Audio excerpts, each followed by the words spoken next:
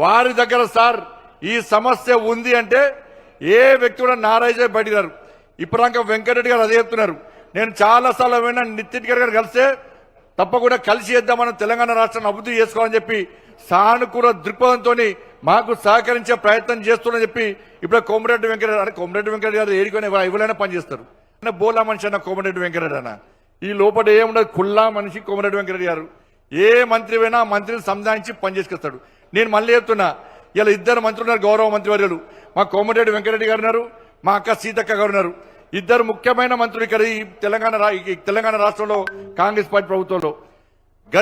గత ప్రభుత్వము నరేంద్ర మోడీ గారిని తిట్టడం, భారతీయ జనతా పార్టీని విమర్శించడం, కేంద్ర ప్రభుత్వాన్ని అప్రతిష్టపాలు చేయడం వలన తెలంగాణ రాష్ట్రం ఏ విధంగా ఇబ్బంది పడ్డదో, తెలంగాణ రాష్ట్రం అభివృద్ధికి ఏ విధంగా వెనుకకు పోయిందో ఒక్కసారి మనం ఆలోచించాల్సిన అవసరం ఉంది.